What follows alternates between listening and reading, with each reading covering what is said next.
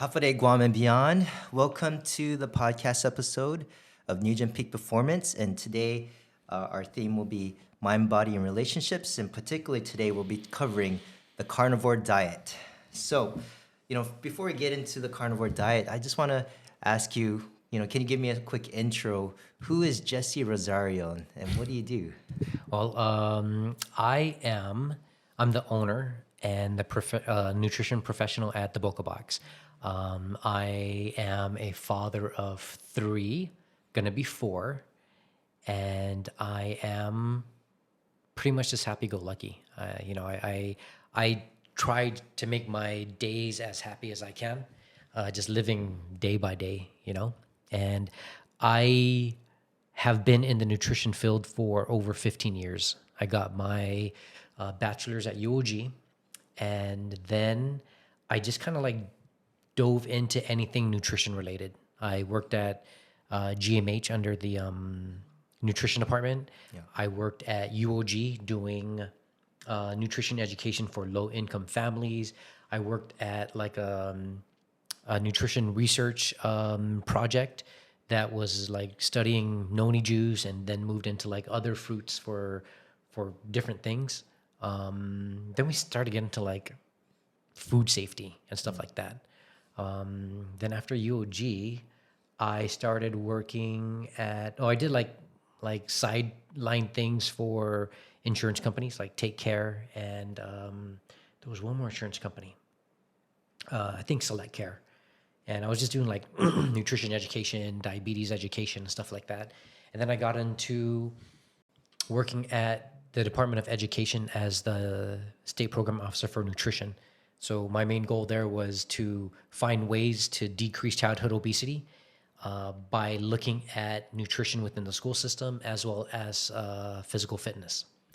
And that was a really fun one. I liked it a lot. It's just got very political, and I was like, oh, I got to do something else. Yeah. And then I decided that, hey, I've been doing a lot of nutrition education, been working with the community a lot, but the main goal is really to try and create a healthier Guam.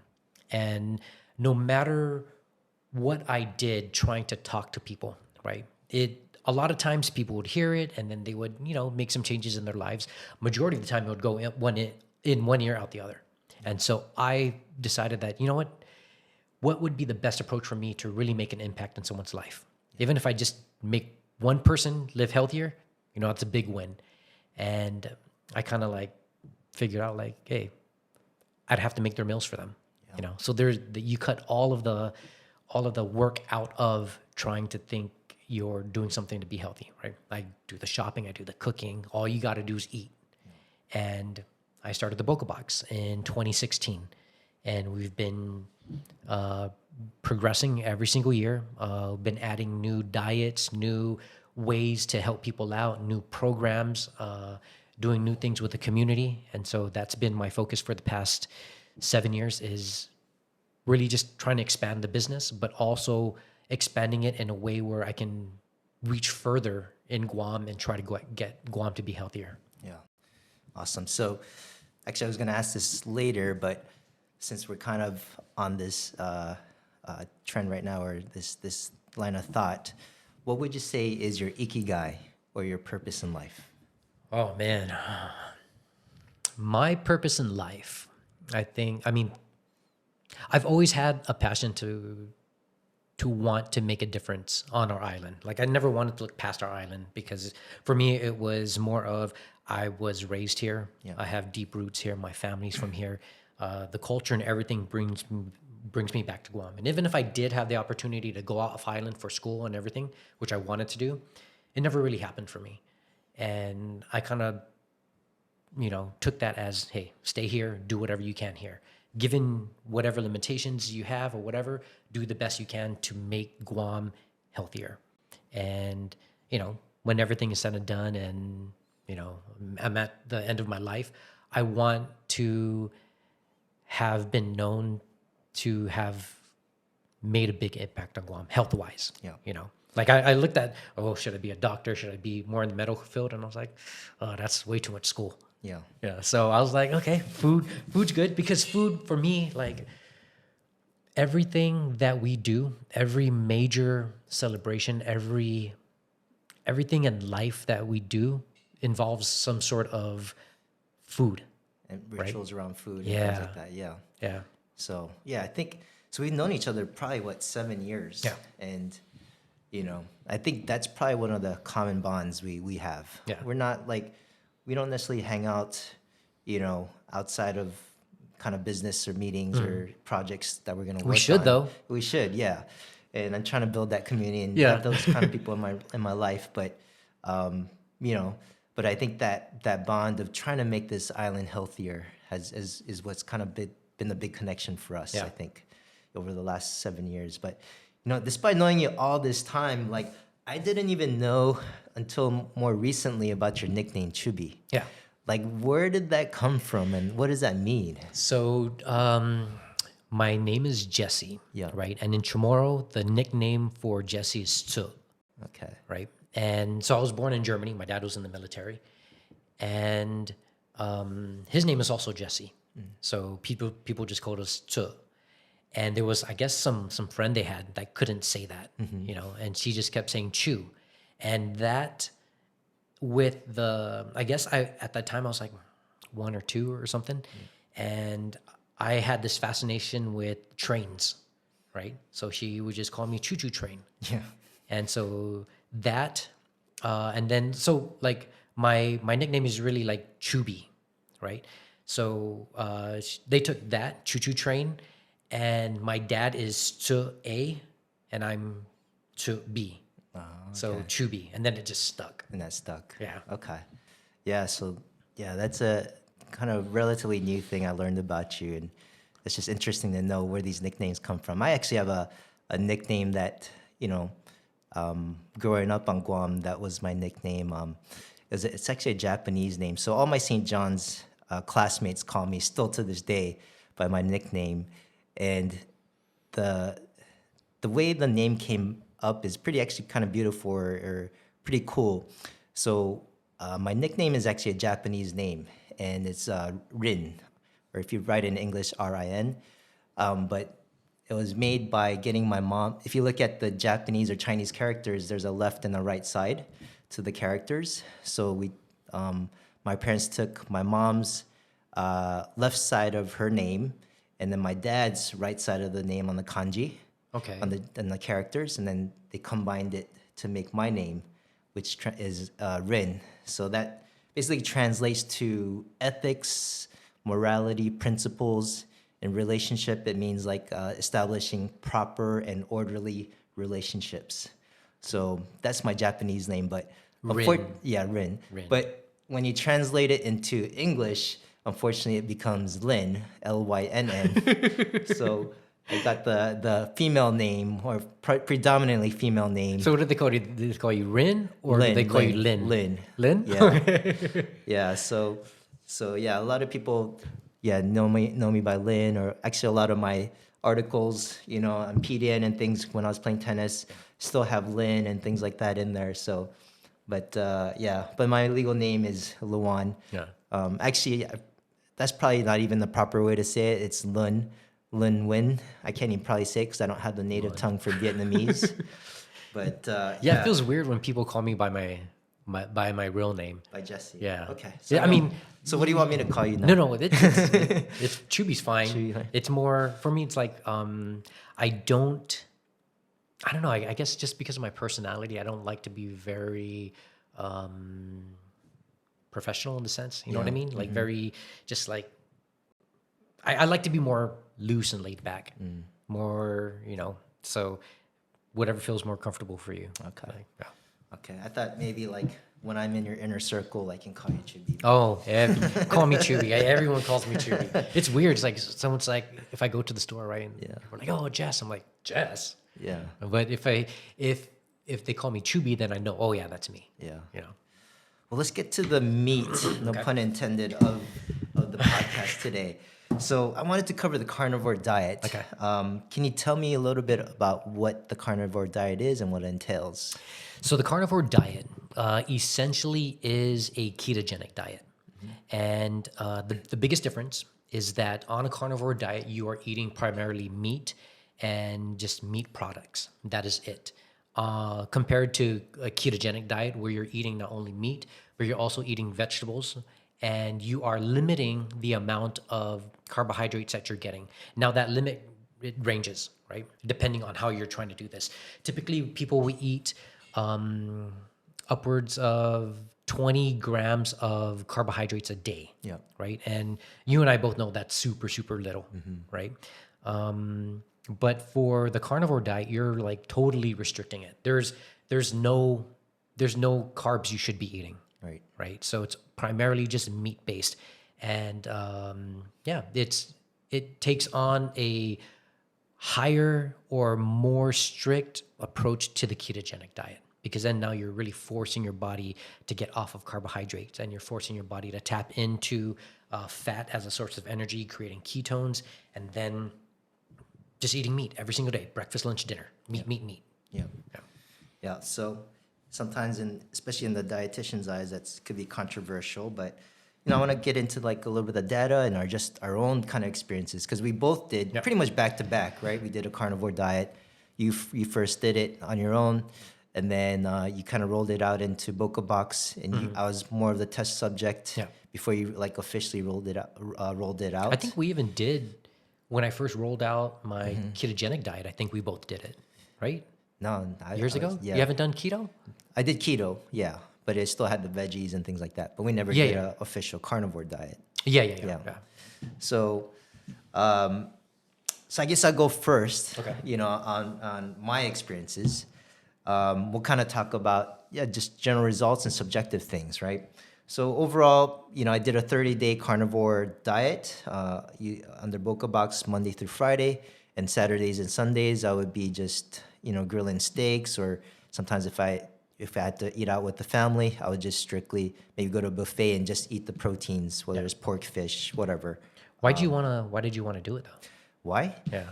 Experimentation, and I've been following this diet, or just kind of in the background, following a lot of different influencers like Jordan Peterson, Michaela Peterson, some even MDs like Carnivore MD, which is Paul Saladino. Who's the other guy? Sean Baker. So those are pretty big influential people in the space that talk about it and rave about it. So I've been kind of following their content for a while, and I thought, you had the program out, let's give it a try, So basically, my measurements, I lost about 5 pounds on that 30 days. I would say I lost about a half an inch to about an inch in the midsection around my waist. Lab-wise, my A1C, there's lags in the A1Cs, but my A1C stayed at about 5.7. Not great, I still got to work on that, but that didn't change. If I check it maybe 3 weeks from now, it might dip a little bit more because it's totally basically ketogenic. I'm sure I was running on ketones 100%. My LDL has been high, and that's been a struggle, but a lot of the complaints with being a high saturated carnivore diet is your LDL goes up. Mine has not changed. It only went up by 1, or there was no variation in my LDL. So that factor did not change. My CRP markers, my inflammatory markers, still low at 0.3. But I think the biggest lesson, or the most interesting thing off the carnivore diet, even compared to maybe even the ketogenic or paleo diet that I was doing, was I was surprised how my satiety was, right? Like I was not hungry. After maybe the 3rd day, like I had like 0 cravings. I didn't really crave, the processed foods, the breads, the rice. And I was surprised for the amount of calories. I probably wasn't eating that much calories. I didn't ask all the calorie counts on you, but we're probably hitting 1,500 calories. 15 to 17. Yeah, on just protein. So under calorie, but I felt great, right? I wasn't hungry. I didn't notice any dips in energy, and I felt like my mood was better. And I think I was more resilient to stress. Like sometimes throughout the day when stress is coming my way at work, like I felt more even keel and my mood was a lot better. And sometimes we kind of revert to, okay, I feel stress. Let me get like a healthier snack option. I might have like a sparkling water, like a Zevia, or like a low sugar soda, or maybe some nuts or something like that. And I kind of sometimes go into fall into my craze and getting a snack or something, but I didn't have any of that. Yeah. So mental clarity, stress modulation, I felt was so much better. So I think the biggest lesson I learned off this experience is how much, I don't eat that much processed foods. I have the cakes and cookies maybe once a week, twice a week at the most. But even that, I felt the lesson I learned was how powerful those foods can be an influence on your brain and on your cravings and how much it can affect your mood. So now, after that experience, I'm going to be extra cautious on how much grains or processed foods I'm going to have. And Yeah. I think that was the most valuable lesson I learned off the experience. And then the other thing is, I really want to put on a financial thing is like, since I got that, hunger satiety fixed, right, with just being on a ketogenic diet, Yeah. you got to also think, we're pushing a lot of these meds. The hot med right now is Ozempic. Okay. I get a few inquiries these days. Ozempic is, initially used for diabetes, and the way it works is, it suppresses appetite, and if you're getting less calories, yeah, your diabetes number is going to get lower. But now it's getting pushed as a weight loss drug. Oh, And okay, everyone's yeah, really yeah. asking. It's an Yeah. injectable, diabetes medication. So, these meds are expensive. About about $800 to $1,000 a month. So imagine the financial implications. Because your plan at the most, what if you do carnivore, high quality meats? We're pushing 800 to 1,000 a month on your subscription, right? Probably around there. And that's the equivalent of being on Ozempic. That's the financial, social implications. That's an added though. Like after Right. you eat everything, then Right. you have to buy the medication. Right. So if you're using Ozempic, it's still $800 cost to society. Plus, you still have to buy food. Maybe you eat less or 30% less in groceries, but you're still spending groceries. And right? you still got to see the doctor. Right. So that's kind of where you got to start thinking, like, are there better ways to control appetite? And maybe this could be a feasible way, or something as a tool that could be maybe used to kind of break that cycle and reset the brain in terms of cravings. Yeah. But I want to see what your experiences were. So I did it, right? Like I've kind of like you, right? I've been seeing it everywhere on social media. I've been seeing it for the past maybe 3 years, right? And once it started, like ketogenic was a big thing, right? And people were all on this keto phase, and then it kind of started like slowing down. And within my business, I started seeing our keto numbers drop, and I was like, "Hey, what's going on?" And I kind of knew that. I kind of knew keto was going to kind of drop off, and people weren't going to like it anymore because it was a hard lifestyle to kind of sustain, right? But then I started hearing about the carnivore diet, and at first traditionally, the way we kind of grew up in the nutrition field and nutrition information coming our way, it was always, in order to live a healthy lifestyle, you had to eat a balanced diet of fruits and veggies, carbs, proteins, and fat, and so forth. Right.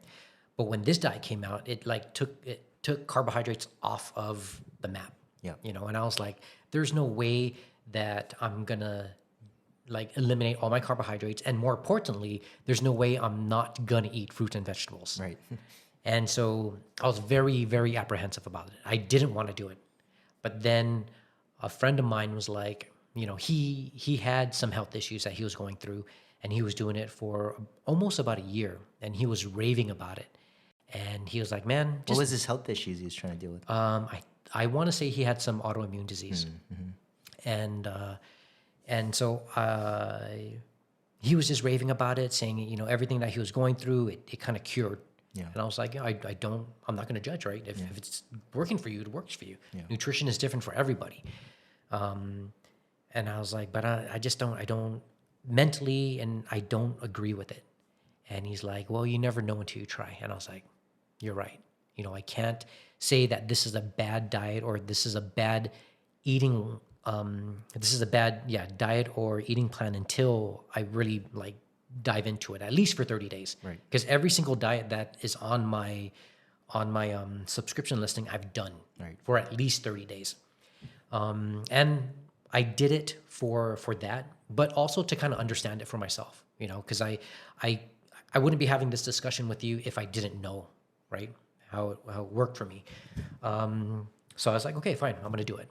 And I read up on it. I watched some videos on it.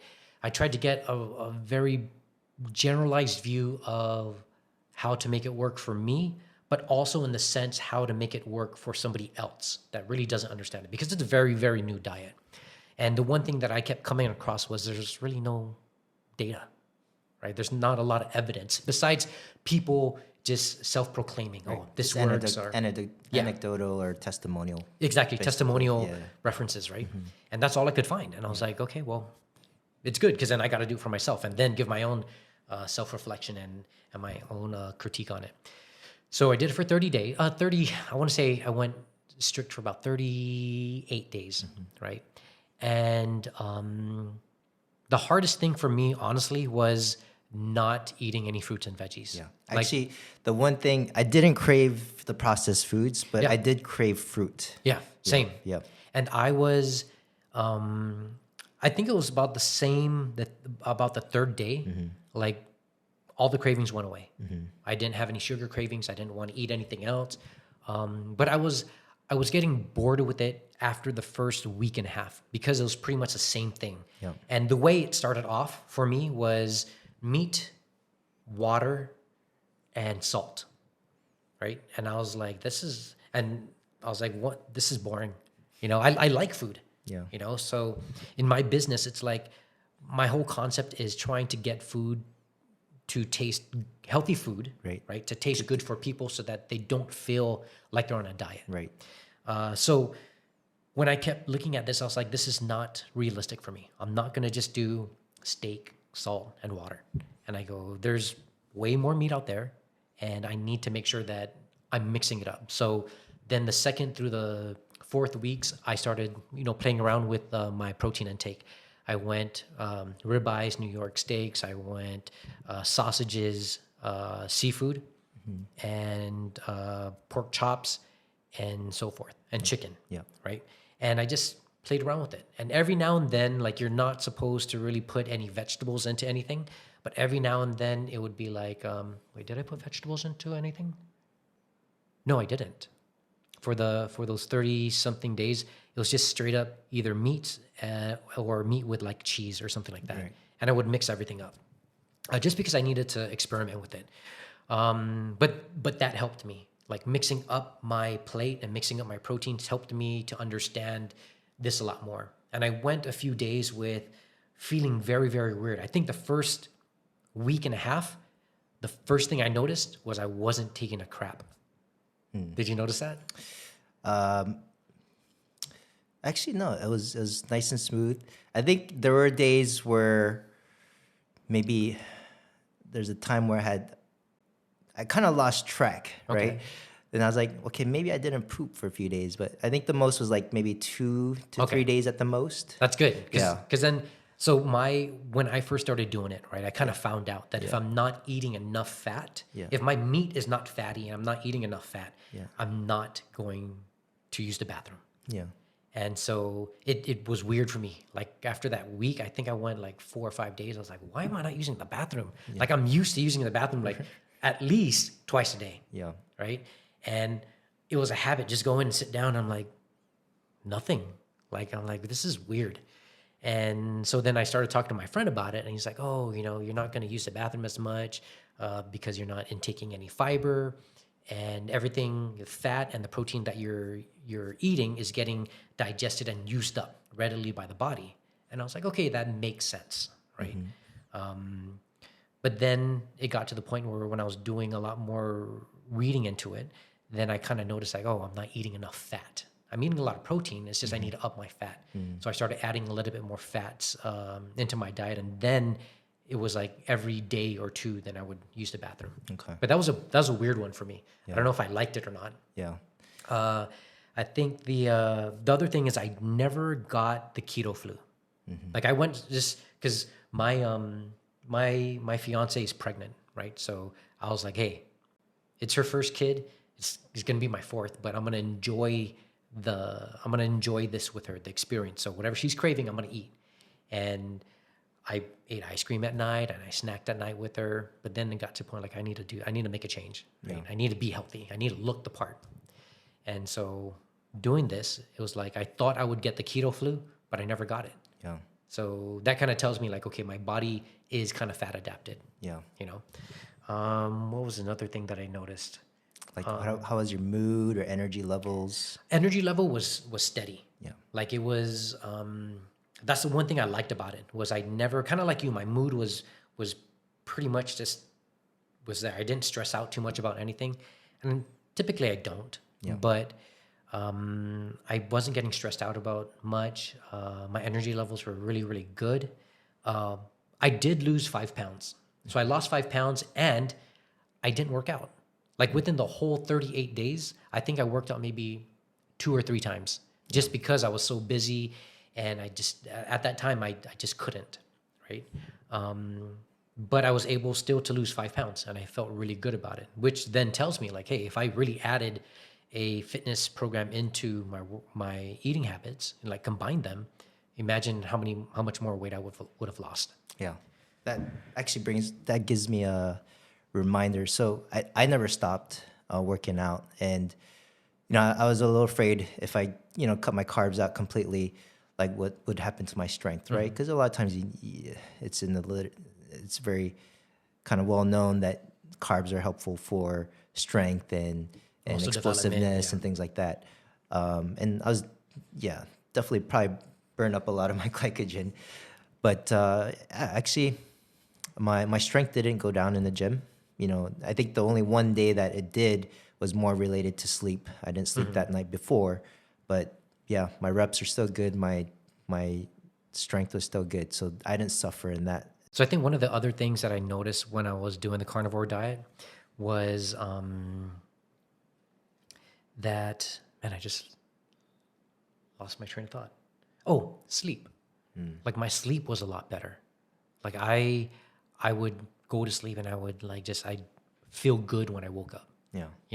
And I've experienced that before, and it was mainly on the ketogenic diet, but my sleep was way better, and I kind of liked that. I've been trying to look at ways to better my sleep and to make sure I'm getting at least 6 to 7 hours of sleep all the time. So that was good for me. Yeah. That's probably related to more of your blood sugar regulation. Sometimes if it's just very all over the place, that can affect your sleep. So, we talked about, we're always talking about like getting more objective evidence for this, right? So you had some trouble finding it. So I came across this article. It's written by actually some big guys in the space. One notable guy, it's a Harvard study. There's 4 authors, but the author that I most know is David Ludwig. He's an endocrinologist in Boston, and his kind of more premise of obesity in the United States or in the world, or kind of the chronic condition, he's pushing a little bit more the idea of the rise in sugar consumption has led to the obesity epidemic. For me, I think he's onto it, but I think it's a lot more complex than that. There's a lot of other factors we gotta factor in to why we've, as a society, have come to this where everyone's getting diabetes and obesity and hypertension and just all these other conditions just popping up in the world. So, but anyways, this is just a recent study. I think just under a year or 2 years ago, but it's called the Behavioral Characteristics and Self-Reported Health Status Among 2,029 Adults Consuming a Carnivore Diet. So there's over 2,000 people in this study. And, the weakness of it's a bit of a observational or study and a survey study. So, it's not the highest grade of what we turn to in terms of, random clinical studies and randomized control studies or meta-analysis studies. But if anything, that this is probably one of the bigger studies that have been done recently just on the carnivore diet. And, some of the results are pretty astounding. Let's just start with the subjectives, right? In the study, about 91% of the subjects had less cravings, improved hunger or less hunger. 85% improved energy, 85% improved in mental clarity. The average weight loss was about 20 pounds. So, I think that's expected. Over how long?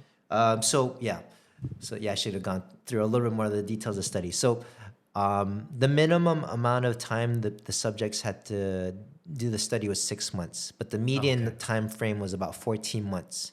So that's a pretty good length, Yeah. I'd say that's a strength of the study. It's 14 months on average, and basically, obviously the weakness is these are reported, and sometimes recall is not the most effective or the accurate. Yeah. But I think the good thing is there's a good amount of people in the study, and it's done over a long period of time. So I think that's the strength of the study. Some of the more medical useful things that they found is that 92% of the people in the study that had diabetes, from the 2000, there's really only about maybe 400 people that had diabetes in the study. But out of those 400, 92% of them with type 2 diabetes were able to come off their insulin. 84% of them were able to come off oral diabetic medications. And 100% of them were able to discontinue their non-insulin injectables like Victos or something like 100%? 100%. Wow. It sounds astounding, like when you look at percentages. The real numbers, the raw numbers are probably, you're looking at 50 to 60 of them for each kind of category. But percentage-wise, it's pretty cool, right? And then if I was a little more biased, then we also want to look at just, we look at A1C, and there's all these figures on A1C and lipids and things like that in the study, and we can put a link to that. But I always like to also look at the clinical endpoints, because it does sometimes just looking at A1C or just these biomarkers is not clinically relevant. What's relevant is if you can resolve or improve your hypertension, the things that we know that will cause damage, right? Or health conditions. So they found that 93% of the people that had hypertension in the study improved or resolved. So resolved hypertension. So, I kind of question the resolved, because what is that? What is that range? If it's Like you fixed it, if it's like too, or I kind of question actually what's improved, right? Yeah. Like if it's 2 points improvement, for me that's not a big deal. Yeah. But if it's resolved, that's a big deal. So when you break that down, it's actually a pretty good percentage. Other than 93% that resolved or improved, about 50. Let me see.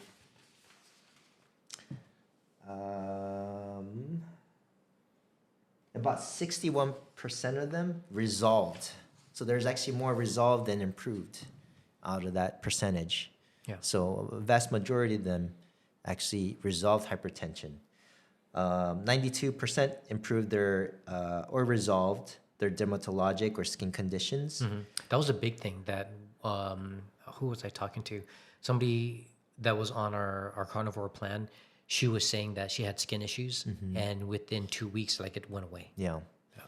So, and then 96% improvement or resolution of musculoskeletal issues, or probably chronic pain or a tendonitis, and then 89% improve or resolved in autoimmune conditions, and that could be anything from lupus to psoriasis or rheumatoid arthritis.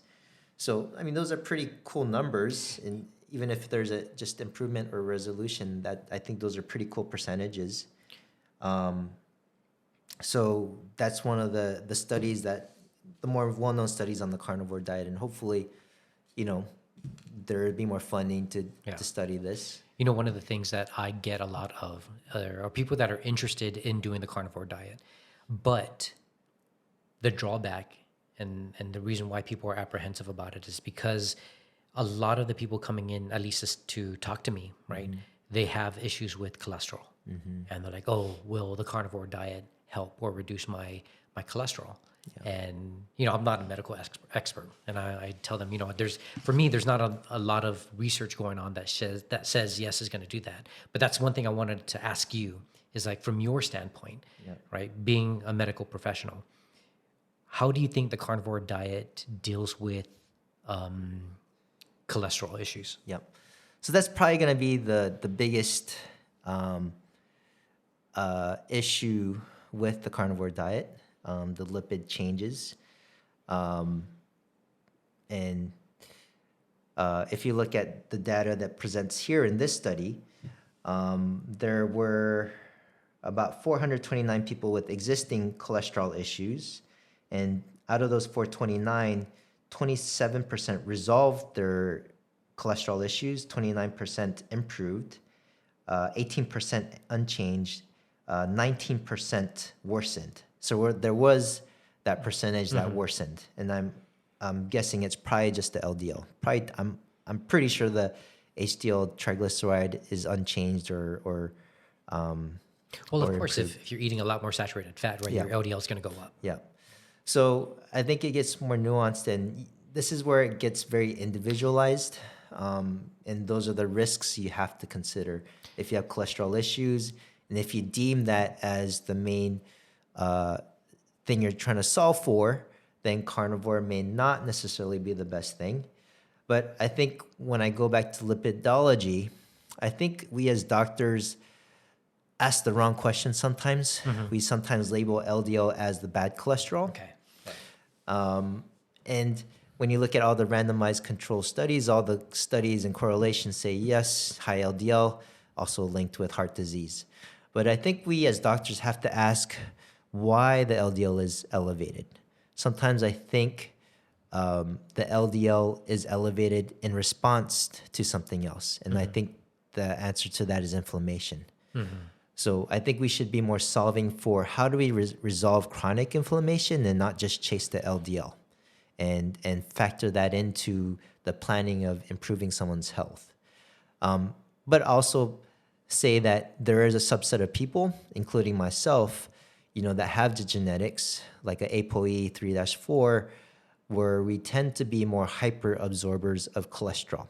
Any normal person, only 20% of whatever cholesterol is in the body is from food. Actually, 80% of it is made by the body. Yeah. So that's a huge percentage that is not related to the food at all. I like how you mentioned that, you as a doctor have to be a little bit more sensitive to asking the right kind of questions, because even for me, right, learning about fats and in school and trying to figure that out, fat was something that was bad to eat, right? Because, it leads to heart disease, right? And LDL is bad. You need to keep it low.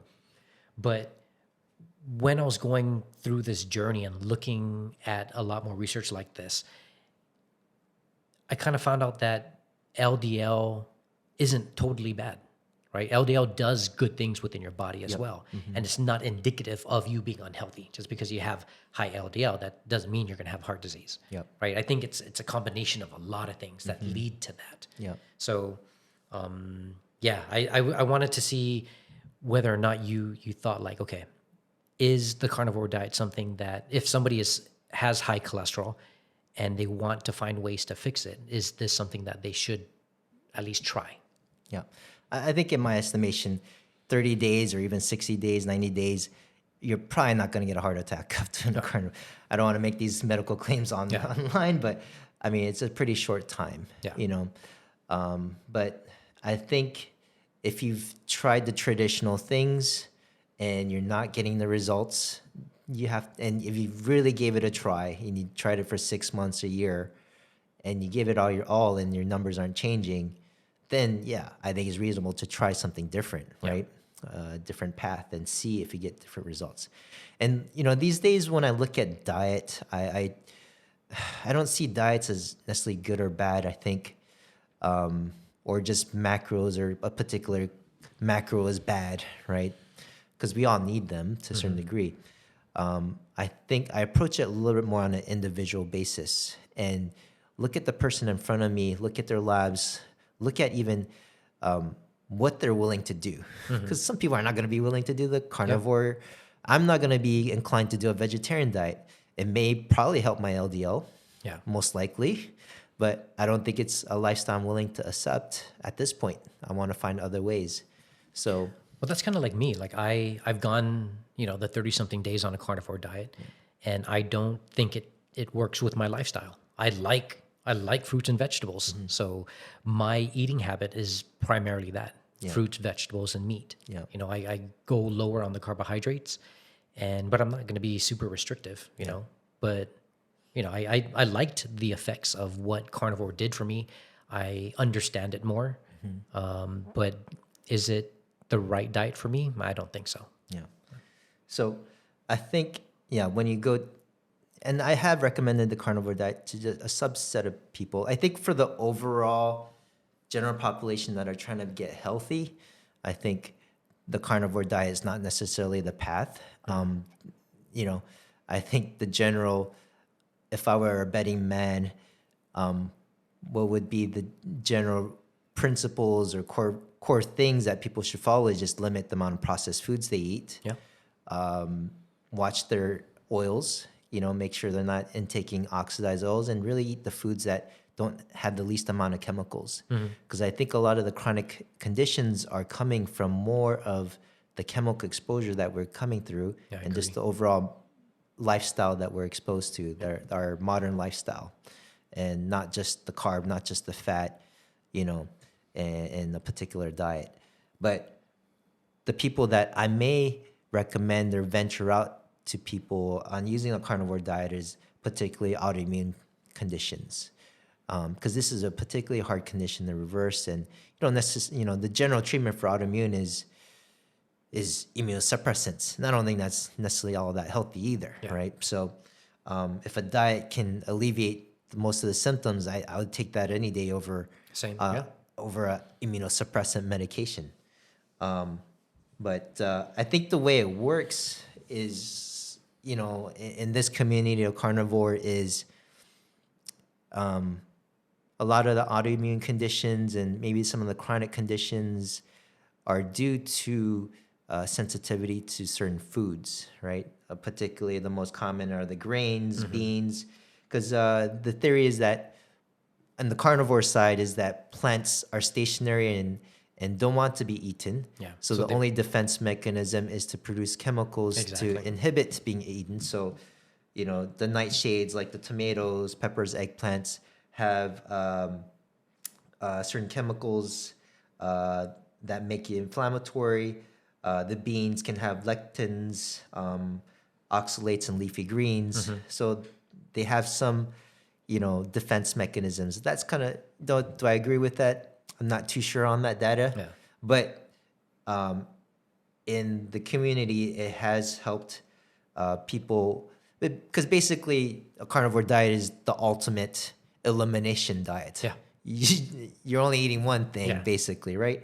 So, and I think a lot of people have symptoms because they are reacting to certain foods. So it makes sense to having a total elimination diet. So I think it's worthwhile for people that have these unexplained symptoms or have an autoimmune condition to try it as kind of a jumpstart to calm their body down and their immune system down, or improve their gut health, and then use that as a platform to kind of slowly add the foods that they do enjoy or they feel that they can tolerate, or do testing in conjunction with IgE testing or skin prick testing to correlate which foods may be something you can tolerate, and slowly add to your diet so it's not a boring life of just steak and that's it, steak and pepper. I think that was one of the things that for me was very interesting, right? When I was going through this, was I was trying to understand why this diet didn't want fruits and vegetables. Years of learning why fruits and vegetables are good for us. Now it's like total 180, 360, 180.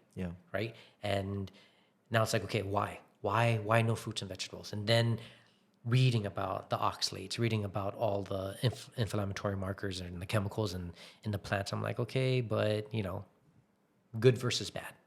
What is going to be more beneficial for you? And I agree with you. I think it's we have to take it on an individual level. Not everybody. If you're primarily healthy, then what's the real reason of going on carnivore diet or any other diet? Yeah. Just eat sensibly, eat very well balanced. Right. But if you have something that within your body that is triggering whatever's going on, then yeah, we need to do some sort of elimination diet and then start reintroducing things to really pinpoint. Yeah.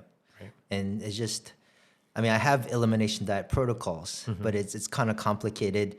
So sometimes just saying just do carnivore is just a lot easier and just simpler methodologic, to put it in practice. And I think people will understand that more. It's like, oh, just eat meat. Oh, okay, fine. Yeah. Just eat meat. It's just mentally, and it's just easier to adhere to, I think, rather than I give them a full elimination diet protocol that takes a couple of weeks and you remove this and that and add this and that. So, and sometimes I have to use that as a transition from a carnivore or a complete elimination. But so that sometimes that's why doing this route is just easier sometimes when trying to help someone with like a chronic autoimmune condition. So I think we kind of covered the crux of carnivore, the goods and bads of it. Is there anything else you wanted to cover on this, or anything else you want to put out there, or I think from my point of view, right, being a nutrition professional and just trying to promote what I do within my business, nutrition is different for everybody, right? The way I eat is not necessarily the way you're going to eat, and vice versa, right? And the way we eat is not going to be the same way somebody who has a health issue is going to eat. So I guess being able to explore different avenues of eating and different meal plans, that's the beauty of food, and that's the beauty of what you and I do. And I think you and I have gravitated towards each other, and I like a lot of the things you do because you're very open to a lot of the new things that are coming out, the new literature, the new research, and this and that. And it's not like, oh no, we're not going to do this because I didn't learn this before, or wasn't brought up doing this. But as far as what I do at the Boka Box, it's not to tell people this diet is good or this diet's bad or this is the best diet. It's trying to figure out what is going on with that person's lifestyle. How does a diet fit within your lifestyle, and how does it work for you? And then trying to make that sustainable. Like I told you, for me, I liked carnivore. I liked the benefits of it, but is it sustainable for me? And I don't think it is. And that's not the diet for me. Not to say that it's bad, but for other people, it could work, and they could be able to sustain it. I know people that have been doing it for almost a year or even more than a year, and they love it. So, hey, kudos to them. Yeah. So we just got to figure out what we're doing, and ways to enjoy food for our benefit and to work with our individual lifestyles. I think if before we close up, I'm always looking at ways to push nutrition into the community and push it more and trying to get people healthier. Yep. One of the things I'm doing by the end of the year, actually next week, I'm going to be coming out with another meal plan. And it's a more balanced approach, but it kind of takes, my target audience is more for our manumku, the older generation. And their kind of, their population is not people that need to go on certain diets because of certain, they may have health issues, but a lot of them are just looking at longevity. Yeah. They've lived a life. They just want to eat so that they are able to sustain whatever they're doing right now. So the meal plan that I'm coming out with in November, and something we're going to be pushing for the next few months, is more of a longevity plan. Okay. Taking care of our elderly. And the whole concept behind it is more of like a blue zone diet, and just being very well balanced, incorporating different foods, grains, whole grains, fruits, vegetables, moderate protein, healthy fats, but being a little bit more sensitive to what their likes are. Yep. You know, and caloric intake and portion sizes and so forth. Right. So that's coming out from the Boka box starting November. Yeah. So that's one of the things I like about your food and things. You kind of take consider cultural kind of cuisine and make it relevant or to the environment and the culture we're in here. So that makes it sustainable. But the other thing I want to applaud you for is that new program with the kids. Oh yeah, What is that that's called? fun. So we have a cooking class called Cuisine and Paggan. Yeah. And it's basically teaching the kids how to cook. Yeah. Because the focus for me, right, is in order for people to eat healthy, they have to learn how to cook healthy. Yeah. That's the first step. Right. You know, like if they understand food for themselves, so they understand how to make things, then that gets them off of hot pockets and off of microwavable nuggets and all this other stuff. Yeah. You know? And I think I see your motivation comes because you've worked in the school system and you see what kind of garbage they're getting day in and day out. And for me, I really applaud that and I have a respect for you on doing that because I think this is a whole new topic in itself, you know, and you could spend hours on this, but, you know, I just feel the education system, there are things that it is filling in and we're not teaching some relevant things. And I think kind of the home ec type stuff about teaching about finance, teaching about how to cook are essential skills we need to learn, and we're not learning that in our school system. So I applaud you on kind of doing a grassroots effort, and I hope something like this gets more pushed into our school system and not just, you know, off of a private business. Yeah. But I'm sure I'll get my daughter involved in that program one day, pretty soon. Yeah. So and then I'm gonna that kids cooking class then transfers over to an adult cooking class. Oh, nice. So we're planning to do a little bit more things with that. Okay. You know, so yeah. Awesome. Last thing we want to note, you know, since I enjoyed it, Jesse enjoyed this carnivore program, I do want to do a giveaway. How we would structure it. I think the best way to make it as effective is, you know, if anyone in the audience or anyone of your friends or anyone you know have some autoimmune conditions or really hard to solve medical issues, you know, they tried a lot of different things. I'm here. I'm willing to really try help these kind of situations, and I think diet is going to be a key factor. So make an appointment with me at American Medical Center and have a consult with me and decide if carnivore or a certain diet is best, maybe works best for you. And I will contribute 50% to the meal plan. I'm not going to say 100% because I believe you got to have some investment in it to make it, you know, I just feel sometimes when you do it for free, people aren't going to stick to it or invest in it. So I'm going to give you 50%. I'm going to pay 50%, and hopefully we can get you on a journey, a healthier journey. So thanks for Jesse for coming. Hey, thanks a lot, man. Oh, also, Pika's best.